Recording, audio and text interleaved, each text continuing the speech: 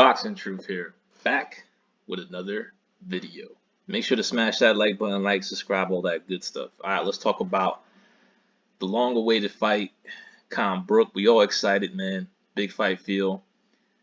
Long time coming. We're finally going to get some clarity, some closure behind this saga. Who's the best between Britain? Who's the king in the north? Kell Brook, Amir Kahn go down later today. And this is a fight that is almost impossible to bet on. This is a fight where it's too risky to bet on either guy because of what's happened in the last few years. Kell Brook hasn't fought in 15 months, coming off a stoppage loss to Terrence Crawford, got knocked out with a right jab.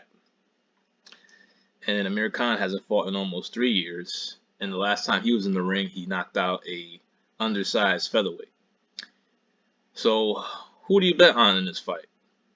I mean, how can you bet on Amir Kahn? You really want to take a risk with that chin? How can you bet on Kell Brook?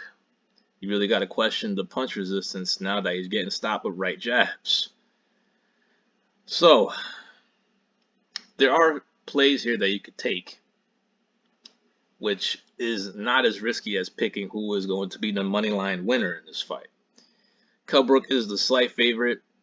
I think the odds are about right. I mean, Kahn hasn't fought in almost 3 years. He hasn't been in a real fight since the Terrence Crawford, and in that fight he quit from a low blow shot.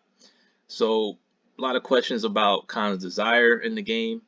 Is he really doing it because he wants to win this fight? Is he doing it because he needs money? Is he doing it because for other reasons?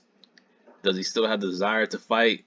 I saw an article just this past week that he considered pulling out of the fight after 3 weeks of training for the Brook fight because of the intensity and being out of the ring for so long and losing his physique, being out of shape. So that's definitely concerning if you're going to bet on Kahn. And Brook, he looks pretty good at the weigh-in. He looked pretty good at 148 pounds, but you know, you just have to question, man, is he totally faded? Is he totally shot? Can he even take a punch anymore? Is this a desire to beat Kahn the same as it was 8 years ago? That's something you have to question as well. Kahn looked more relaxed during the build-up. You know, he was funny as hell. He was, you know, really trolling Brook, getting at him. Got Brook in his feelings during that gloves are off, which was very entertaining. But here are a few plays that I would recommend that you take if you're not willing to but if you're not willing to throw down money on the money line winner, because it's very risky, man. There's a few bets I'll recommend here. Of course, this is not betting advice. This is what if I had a gun to my head, this is what I would do. Okay, I would take the under in this fight. There is a possibility it can go the distance. I mean, we're talking about two guys who are inactive in their mid-30s, and who knows if they got the firepower to even knock each other out. So, but I feel like this fight is definitely not going the distance because of the punch resistance of both guys. I think both guys want to put in a good performance, hurt one another after all the shit talking over the years. I've seen Kahn training. You know, he still got speed, but I didn't see much firepower or power in some of the sparring clips that I saw. Kell Brook, the one thing that he really, I would say is a weakness is his punch output.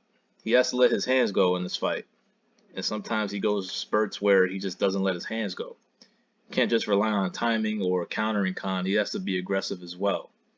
But that's going to be his game plan. He's going to be in the pocket. He's going to try to time and counter Kahn when he throws his combinations and try to catch him in between, which could be a recipe for success. So the bet I'm recommending here for me is the fight's not going to go the distance. There are other sites where you can get better odds, as low as -165. There are also good prop bets. I mean, Kahn by decision. Kahn by knockout is plus 300, but I don't know, man. I just don't see much firepower in Kahn's punches in camp, so that's kind of risky. You have to question that chin as well. So, if that chin could break at any point in throughout that fight, so it's really risky to really bet on Kahn just to straight up win. I know, but when the fight was announced, I was thinking, maybe Kahn's gonna get it. If this fight was 6 years ago, Brook would have won hands down, but because of what Brook's gone through, getting stopped, taking a knee against Errol Spence, both orbital broken, getting stopped with a right jab.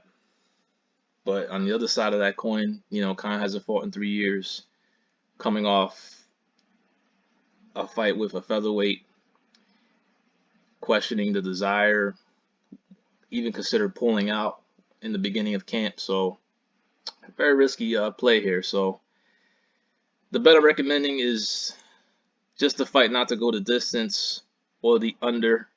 You're not really getting great odds with Brook by knockout. That's probably going to be the most popular bet that people are going to throw down. But anything can happen in this fight. To me, it's definitely close to a 50-50 because of all the circumstances involved. But it should be a dramatic fight, man. And the loser, it's going to be a painful loss. It's going to be very devastating.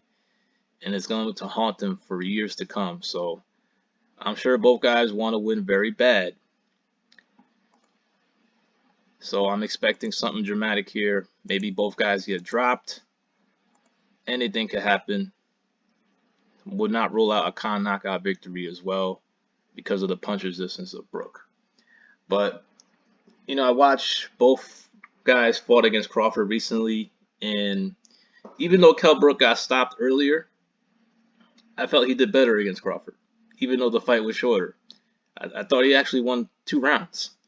He won the first 2 rounds. He had a competitive third and lost the third round, then got stopped with a right jab. Kahn, he got dominated from the start, maybe won 1 round and then quit, and hasn't fought. He's only fought once since. So, maybe it's just best to sit this one out. If you're gonna bet, don't bet your life savings. Just wait for the next opportunity. But I feel the under and the fight not to go the distance are the most logical, safest bets. But anything can happen in this fight. Y'all let me know what y'all think. This is Boxing Truth. I'm out.